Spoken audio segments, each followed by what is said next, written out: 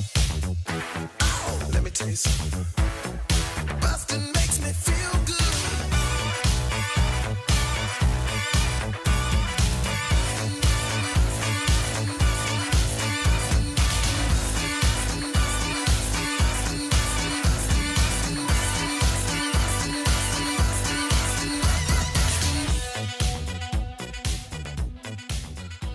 Hi, everybody. Welcome to Blockbusting, the podcast where we love to hate movies. I'm your host, Jay Light. I felt so serious there for a second, Evan. Joining me today, You sounded it, too. all the way from Metro Detroit, it's Evan Lian. Hey, Hi, Evan. how's it going? I'm good. How are you? Thank you for having me on. Dude, so happy to have you. Evan is a cartoonist for The New Yorker, the host of a pop culture adjacent podcast of your very own. Tell us about the podcast. Yeah, so I co-host a podcast called Two Dudes Watch Cartoons, and it's pretty self-explanatory. It's a podcast where two guys, myself and my best friend Alex Brizard, watch cartoons, animated film and television, and review it. If anyone has watched The Circle on Netflix recently, my co-host Alex was on the latest season, so there's an extra, reason to listen to the pod, I guess. Ooh, but layers. yeah, it's a fun way to talk about animated film and TV, because I feel like as an adult, you don't get a whole lot of opportunities to, or you get kind of side-eyed. But yeah, we have a good time. That's cool. Is there anything of the past, let's say like the past 5 years, animation wise, that really stands out as like something that people should watch? I keep hearing people talk about Arcane as something that's like a really nice surprise, but I mean, I got the expert right definitely. here, so. Yeah, Arcane is a good solid watch on Netflix. It's a fun watch, even if you aren't familiar with the computer video game. I don't play it, but I enjoyed it. It's like a really fleshed out world. So if you like all the world building in like a Game of Thrones type of thing, it's got kind of that depth of storytelling. But as far as like, if I had one rec to give of the past couple of years, I would probably recommend Flea, which was an animated documentary, which was up for best animated feature, best documentary, and maybe I think best international this past year. International, yeah. Didn't win any of them, but it's a monumental, like just such a great film that everyone should watch at some point. I heard a lot of great things about that movie, and I know it's on. It was for a little while on Hulu. I imagine it's probably still on Hulu. I got to check it out. I think so. And if so, that one's a little more serious. If you're looking for like lighter fare, I would recommend like Pixar's Luca is probably one of my favorite of their more recent films. Definitely a good watch as well. Nice. I saw somebody on a plane watching Luca, and I half paid attention, and I enjoyed what I saw and was not able to listen to, which is all you can ask for when you're sort of watching over somebody else's shoulder on a plane.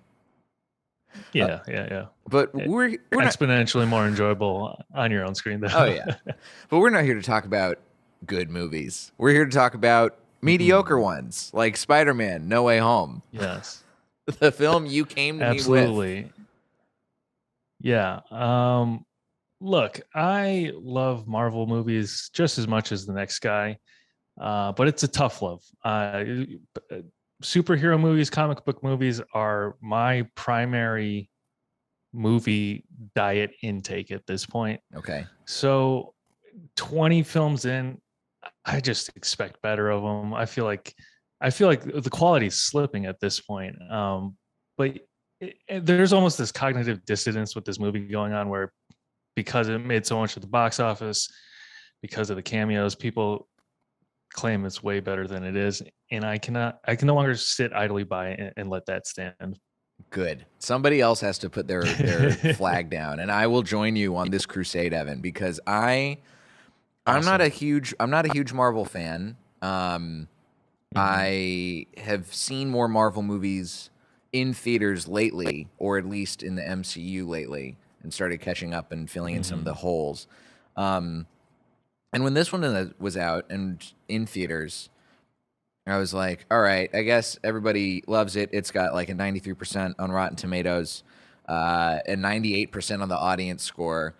Busting the box office, grossed over almost $2 billion worldwide. And I was like, yeah, sure. And I liked the other Spider-Man movies of previous ilk. I hadn't seen any of the MCU Spider-Man, but I was like, you know what? I get it. We'll give it a shot. And I saw it, and I was like, this movie is the most average, totally fine, boring superhero movie that I think I've seen in a decade. Yeah, it's probably the worst of the Marvel MCU Tom Holland entries. And I feel like they started off on a relatively strong note. The first one, Homecoming, was pretty enjoyable. I liked the direction they were heading. That they did kind of like they really set him into high school, and it was like the school dance movie or whatever. Yeah. Second movie was the road trip movie, and then this one, I feel like Marvel movies do best when they have a shtick, at least for the individual entries, not like the Avengers, but for any given one character, they do best when they have a shtick. And this one, I really don't know what they were going for. And on a second watch, it's almost laughably bad. There's no audience reactions or laughter to go along with it when you're watching it at home. Oh yeah. It's just it's comical almost. It's like did you ever see X-Men 3 in theaters? I guess what is it? The Last Stand, where they had I'm the Juggernaut bitch reference, and everybody I remember seeing that in theaters, and everybody lost their minds. And people were literally like standing up, cheering and clapping at that when it happened in theaters. And then I watched it years later for this show, and I was just like, "Oh yeah, I guess we all loved that." And now that there's no response, I'm like, "Okay, you're just trying to trick us, right? You're just trying to do the thing that will trick your audience into thinking it's good by just making a meme reference." And this movie does that not with like memes and stuff, but in this it does it with all of the tricks in the Marvel toolbox, right? Where it's like, we're gonna have jokey dialogue, we're gonna have a lot of action that's really just a showcase for VFX editors and not really anybody actually acting. We're gonna have the addition of nostalgia and references to past movies and making fun of those movies and all of the stuff that like you think, if you're gonna look at it from like a focus group standpoint, the audience is like, cool, they're gonna love this. The suits in the boardroom are like, this is gonna make us so much money. Everybody's gonna think that we're revolutionizing cinema by doing this.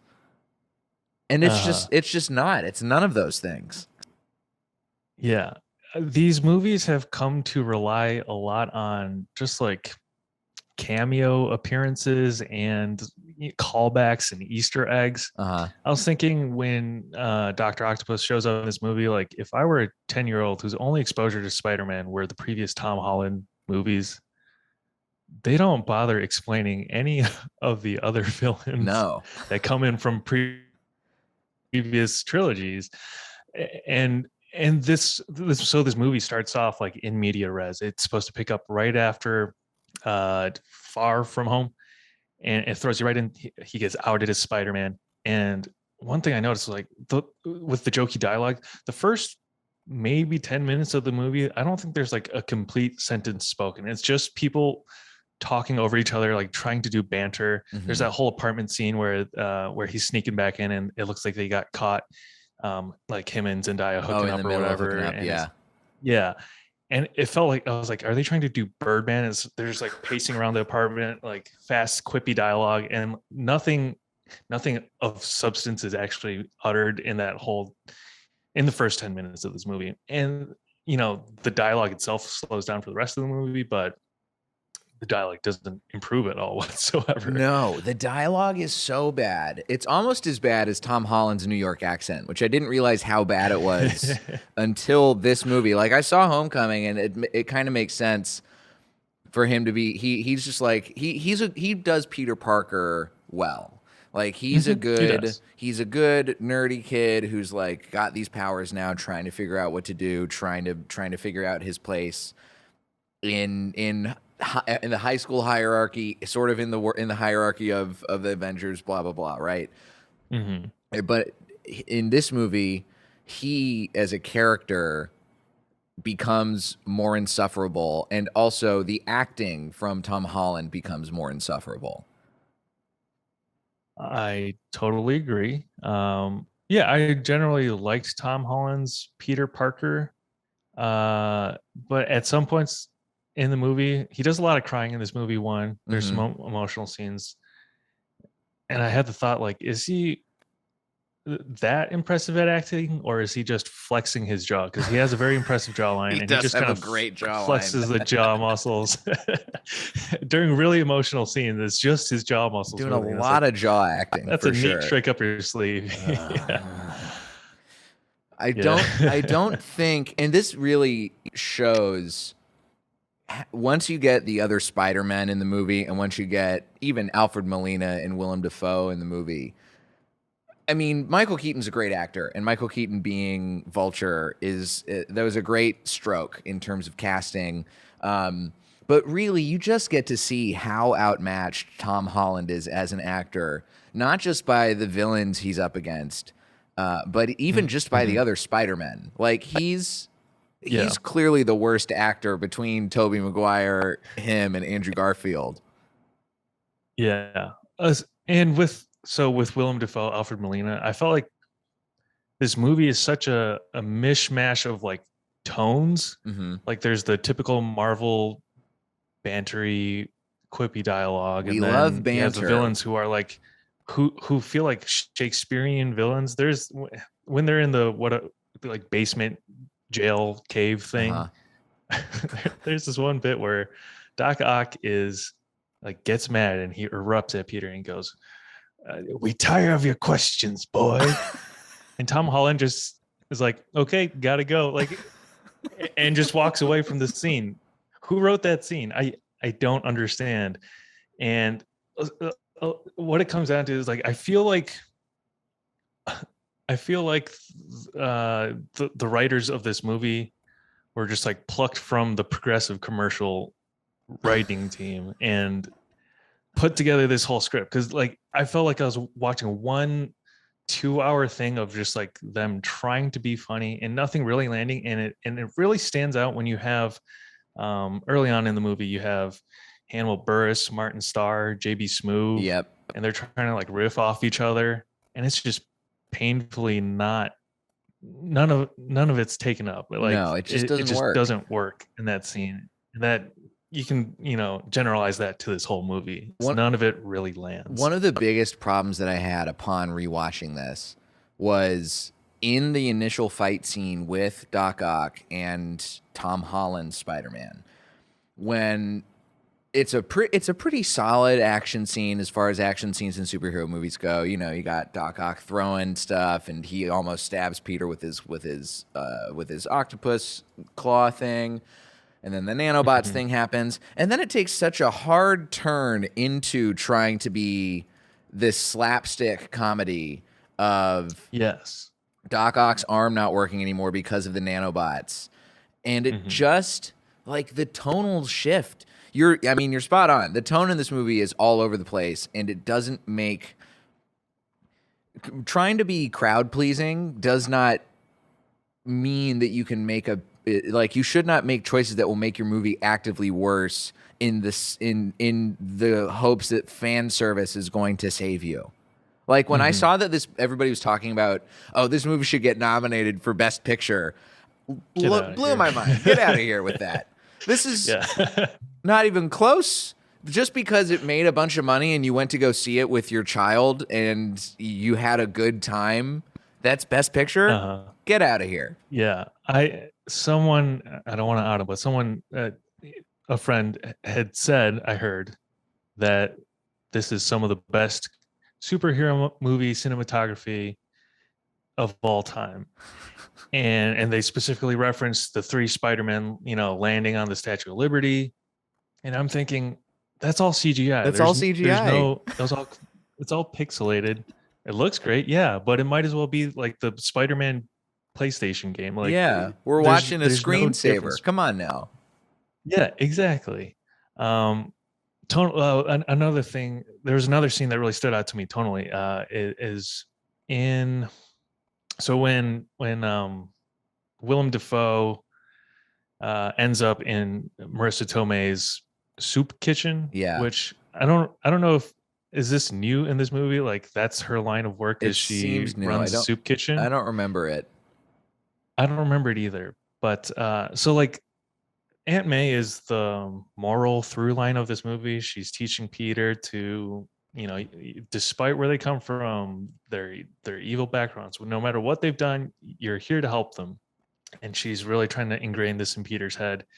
And meanwhile, Willem Dafoe is stashing donuts in his pocket. Like, if this is the moral takeaway, like they really undercut that scene with, I mean, it's kind of like, I guess if I were Willem Dafoe doing this cash grab of a movie, I would do whatever I could to entertain myself. But like, that's in the final cut of the movie. And that comes through at the end of the movie. It's like he really falls back on what Aunt May taught him. And so, yeah, just the mismatch of tones really doesn't work for me.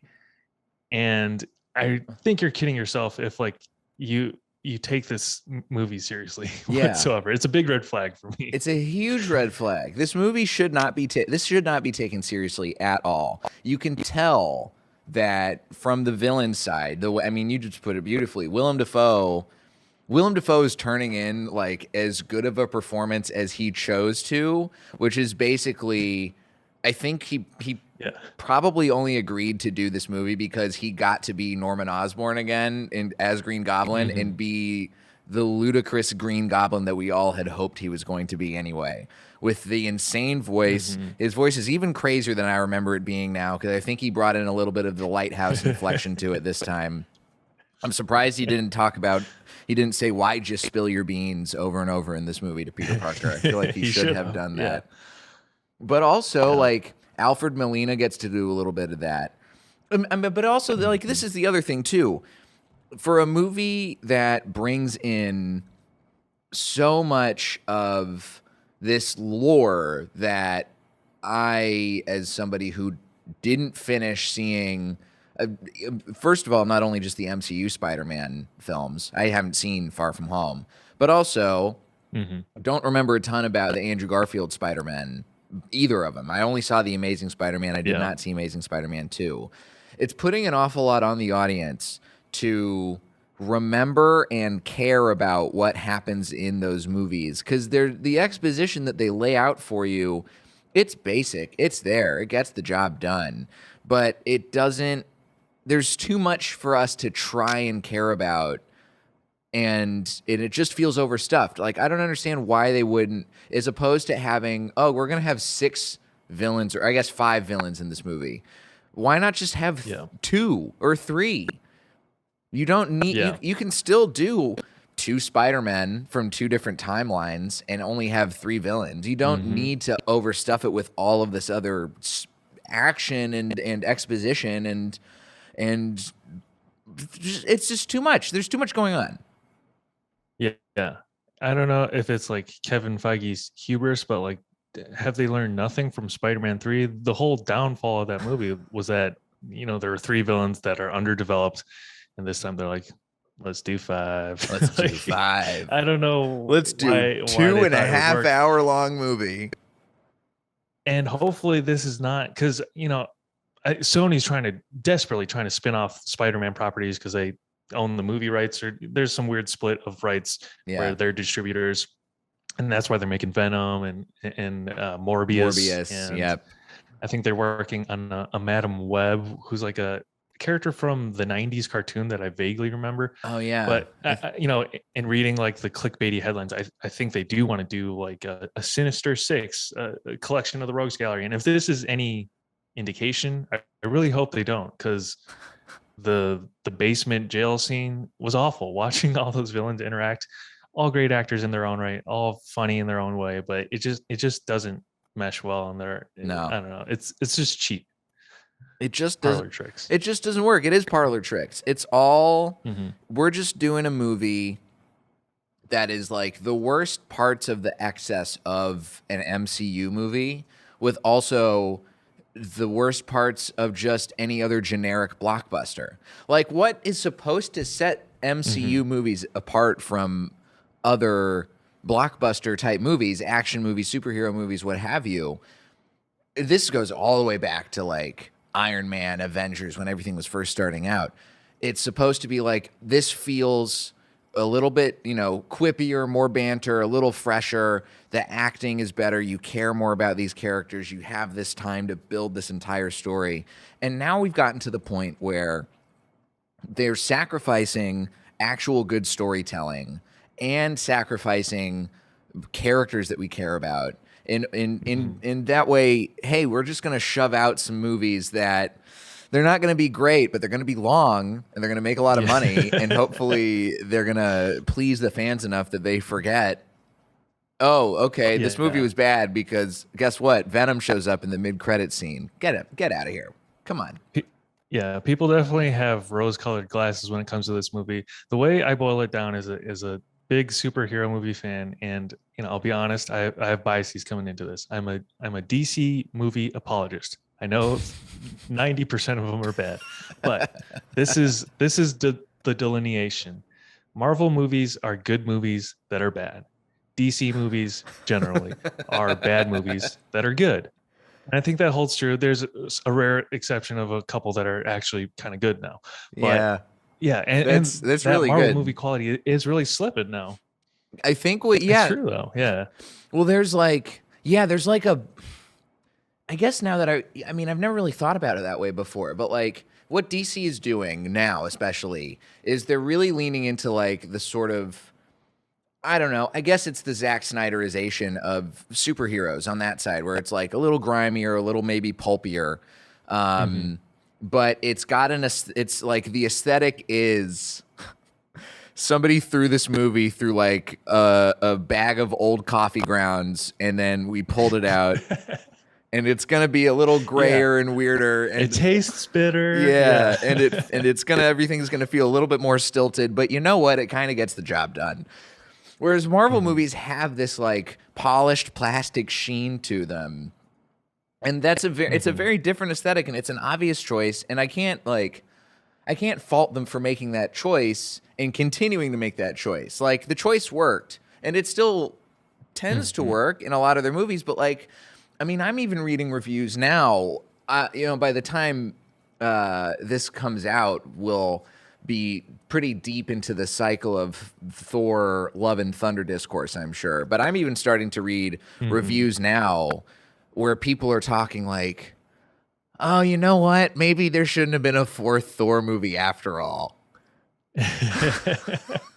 Yeah, I'm hesitant. I love Ragnarok, but Me too. I feel like maybe they took the wrong lesson of that, which is the individuality of Taika Waititi and his script writing, and have tried just to broadly apply all that jokiness to all their, or specifically the Spider-Man movie, but more generally across their movies. So, I'll probably go watch it, enjoy it. I don't know that I'll love it. Hey, everybody. Did you like how I just did my own theme song just there? I hope you did. Jay here with a quick interruption. I don't have ads, so I'm going to advertise myself in the middle of this podcast. Why not? This is somewhere north of 300 episodes when you're listening to this. And golly gee, it has been a journey, and I appreciate you coming with me on that journey for this whole time that you've been here. Maybe you've been here from the beginning. Maybe you've been here since like an episode ago. I'm just glad you're here. But I do have to say this.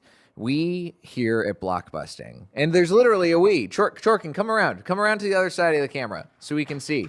Look, guys, I got a staff now, all right? I got interns, okay? I got producers. I got stuff to handle here at the space that I record at and elsewhere. And I want to be able to pay these people.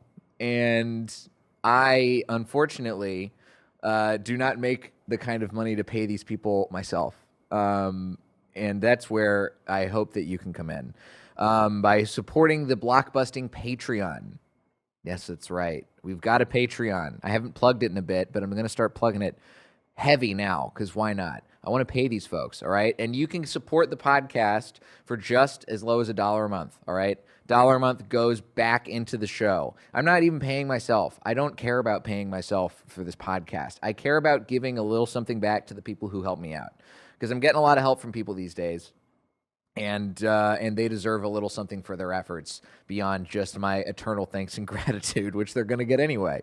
So you can subscribe for $1 a month. You start getting access to bonus content from me, like I'm posting episodes of my game show Wrong that I'm doing here in Los Angeles that I'm not posting to the public. I'll start posting bonus episodes of me talking about stuff again. What's Good with Jay Light, where I just talk about what I liked that I saw on the television and the internet and stuff these days, because that's how you do for Patreon. We still have the JFlix level, the $5 tier, where you can get access to my full film, television, comedy special library. That's just $5 a month. It's cheaper than pretty much every streaming service out there, except for, I guess, Apple TV is $5 a month. And they have Severance and Ted Lasso, so you really can't go wrong there. And they got Coda. I mean, Coda, what a delight.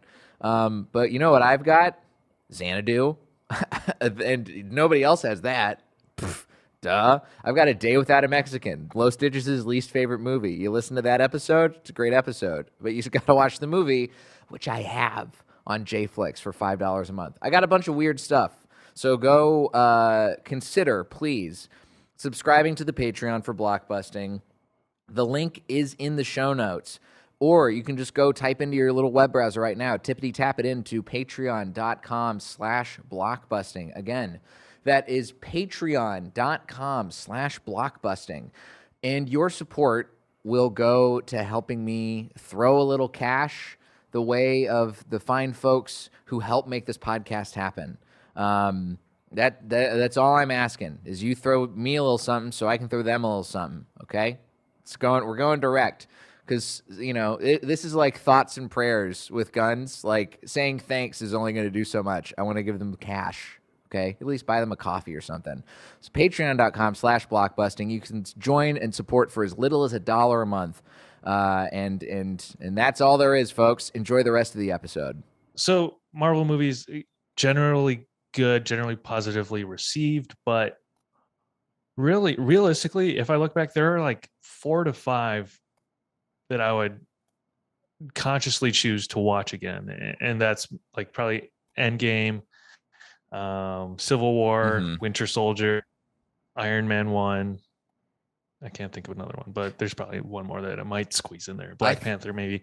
I gotta But watch. the rest are super, super forgettable. I've never seen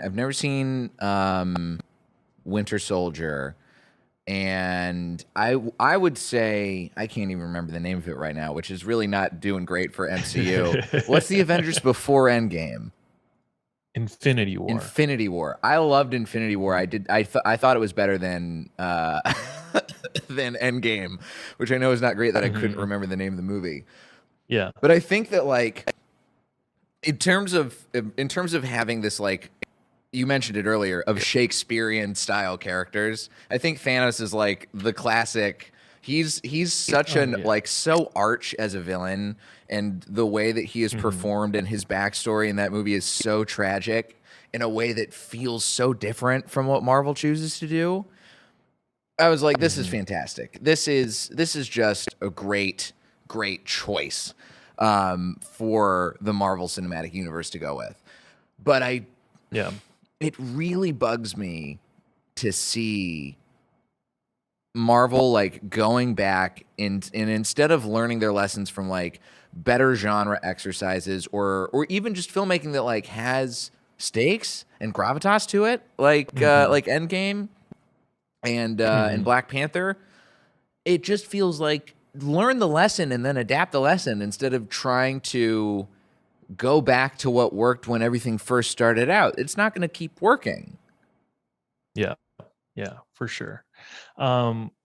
With the stakes, one thing that I found difficult with this movie on a second watch is like core to most any hero's journey is like you have to be bought into the protagonist's motivations, and at almost no point was I like thinking Peter was doing the right thing, like from the moment Yeah. he made the wish to start adjusting it. Maybe it's because I'm almost 30 now, but it's like maybe I would understand him if I were 12 or 13 and just I know what's best. But like most of this movie I'm disagreeing with Peter Parker Same. vehemently.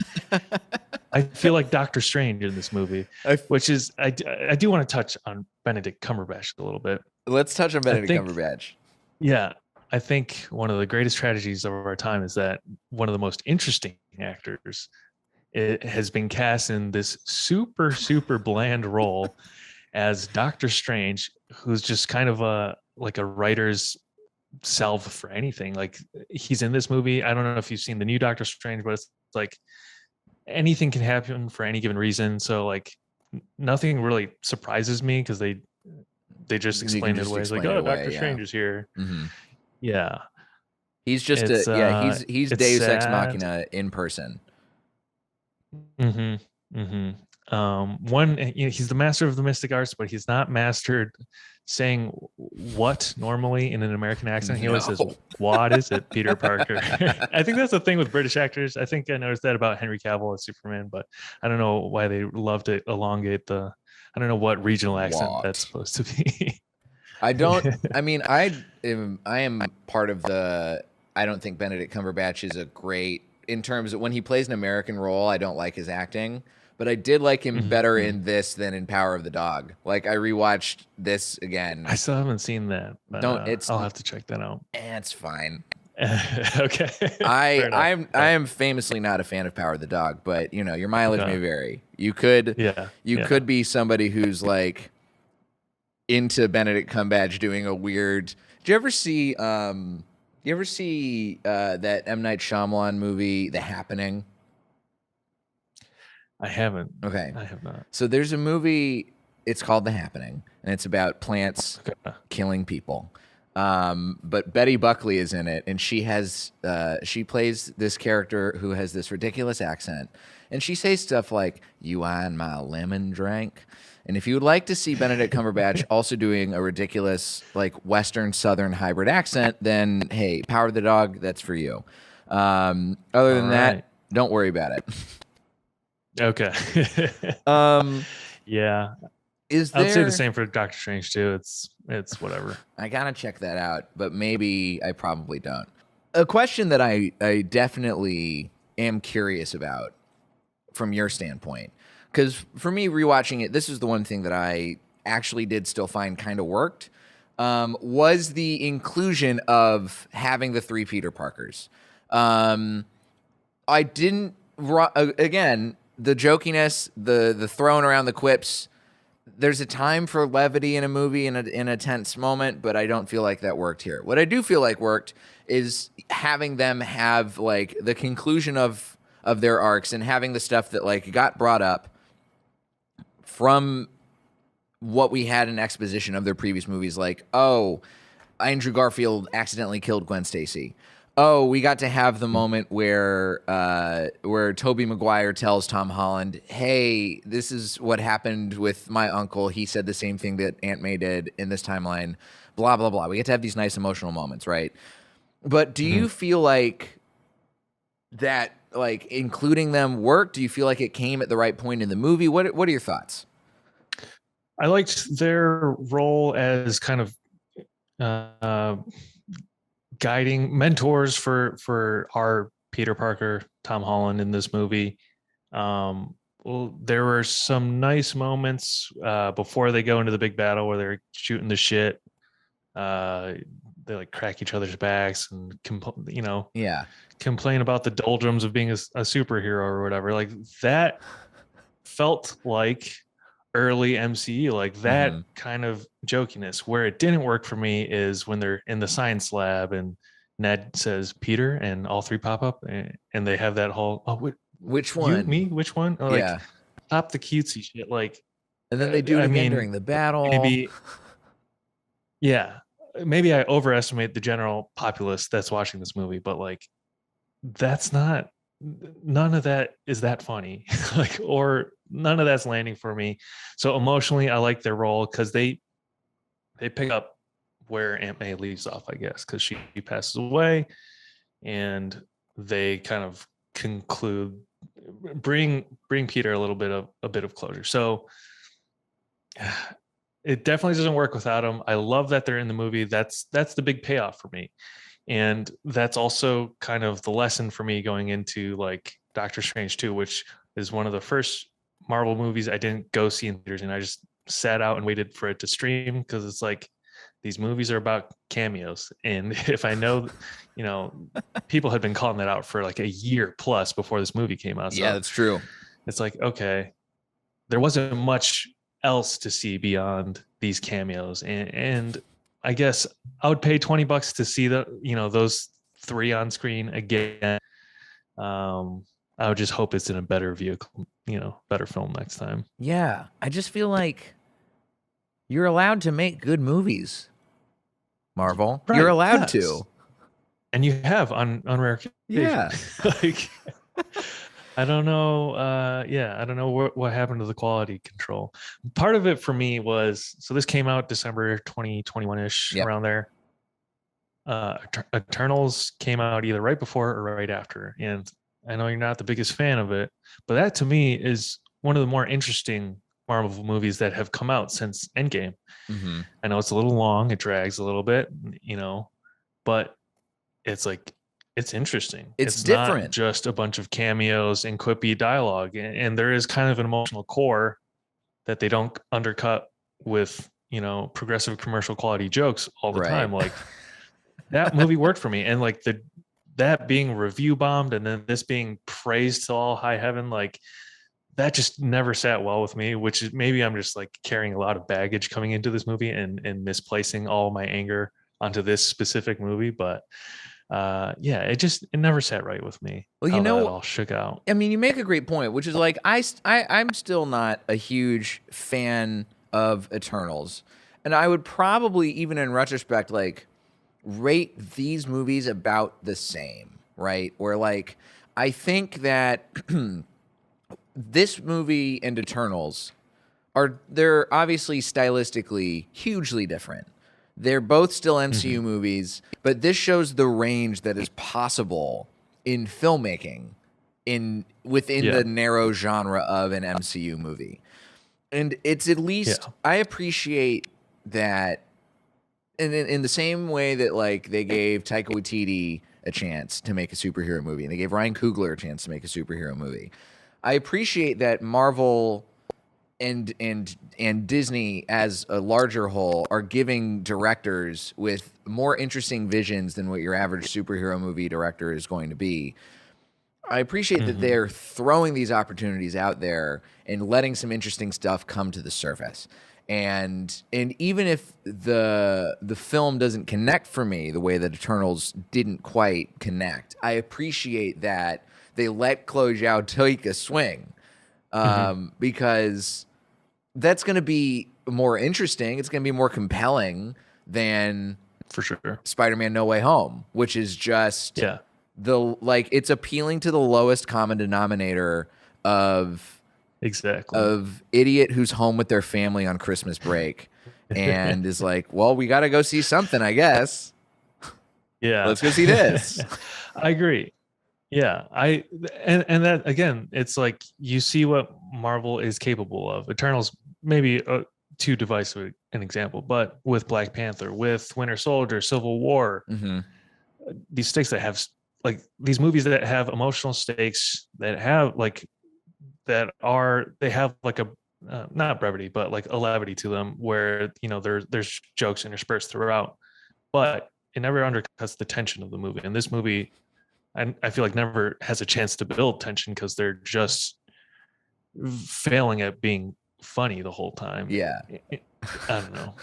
This is my favorite. It just irks me. My favorite review quote of this movie, by the way, and I feel like this is probably a good lead into my question for you, which is, how do you fix this movie? And I feel like this quote from David Sims sort of leans heavily on how to on something that I feel like is a big problem with it, and that you definitely sound like you have a big problem with.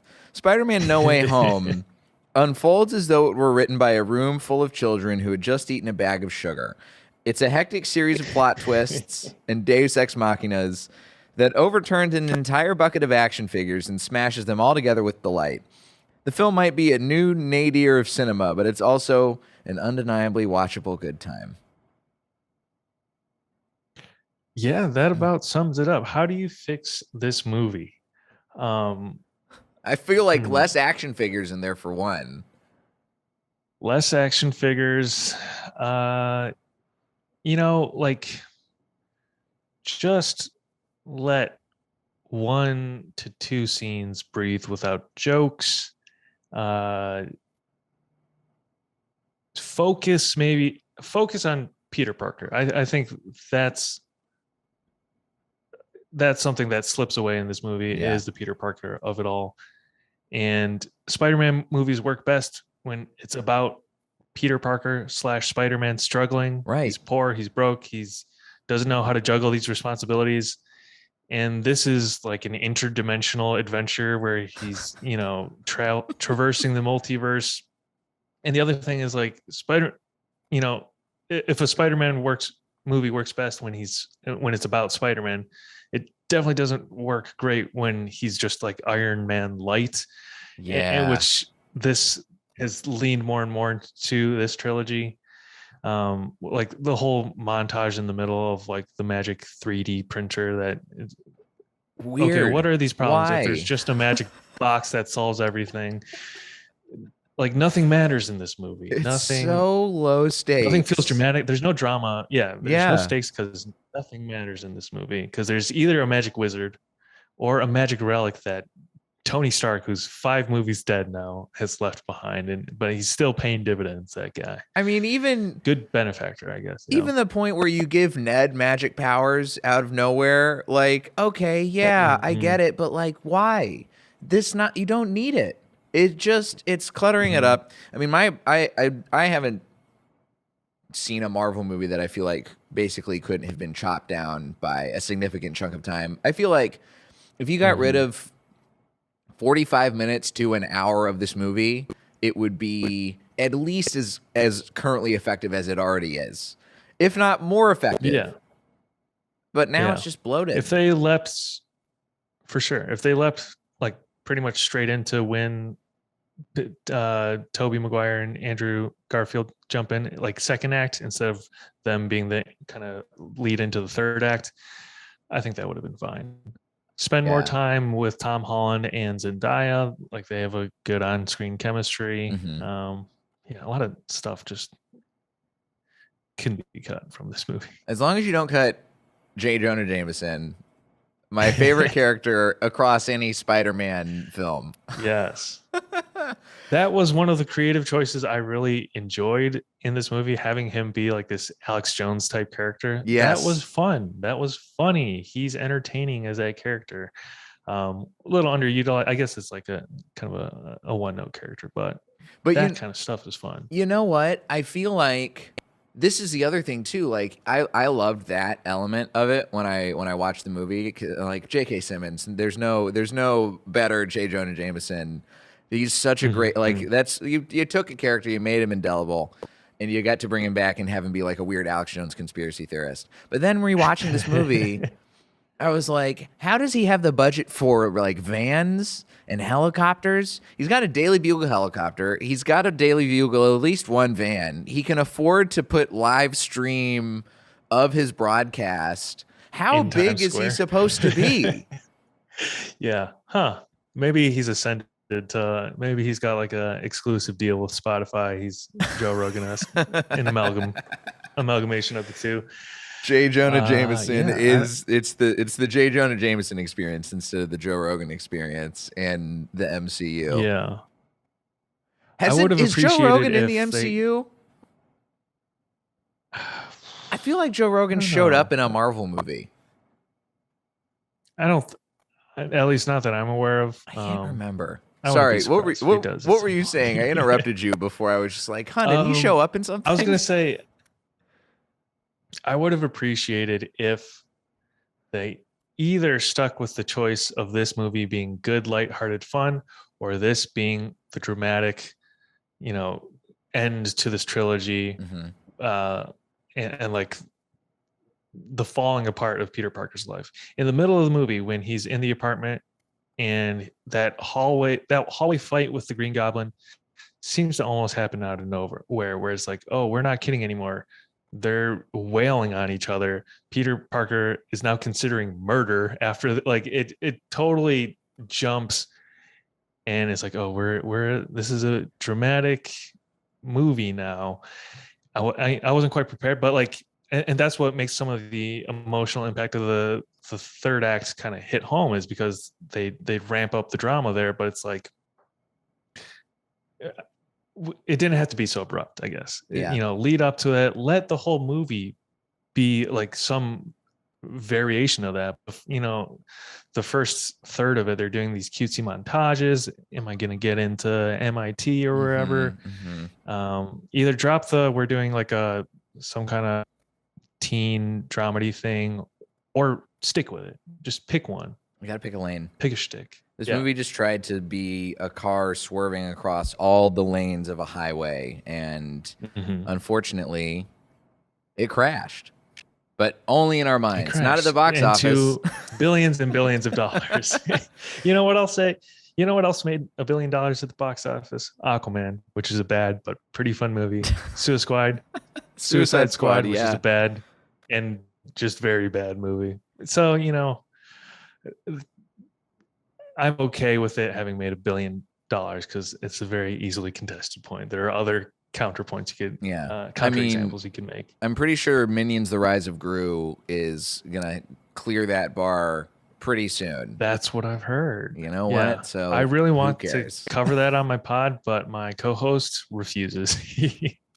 He has vetoed that several times, but it's probably for the best. I don't know how much more we're probably at about Minions overload. I feel like we're about to get the way that people are now feeling about the MCU. I feel like we've hit critical Minions mass the same way we have hit like critical superhero mass, and then from here on out, everyone's gonna be like, why did we love those?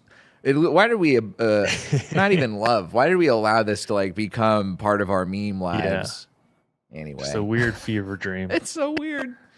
Well, Evan, I appreciate that I have found somebody else who also thinks this movie is pretty trash. So thank you for not making me feel like one of the only people in my friend group who hated this movie, and that I'm actually correct, just like you're actually correct. Thank you. Yeah, I appreciate you letting me come on to vent about this movie. It's incredibly validating. These are feelings I've been harboring since the end of 2021 when this movie came out, and it's felt like it fell on deaf ears. So I'm glad I finally have an outlet to release all this pent up rage I have for this movie. We're here for you at the Blockbusting Thank podcast, you. Evan. And where can listeners, if they also want to come out and agree with us on hating Spider-Man No Way Home, where can they find you? Yeah, so if you want to check out my cartoon stuff, you can find me on Instagram, Twitter at EvanLian _. Or you can check out our podcast where we talk about animated film and television. Two Dudes Watch Cartoons on Instagram, TikTok, all that kind of stuff. Check us out. Go check out Two Dudes Watching Cartoons. Go check out Evan's work. And if you like Blockbusting, go follow us on all the socials at Blockbusting Pod. Go sign up for the Patreon. You get it for just $1 a month. You get access to bonus content. You can get $5 a month. Get access to my full Plex server with streaming, all sorts of fun movies, TV shows, and comedy specials. All sorts of weird stuff. And that's about it. Evan, thanks again. This was a lot of fun. Thank you. Happy to have you. This has been Blockbusting. Go see something good for a change.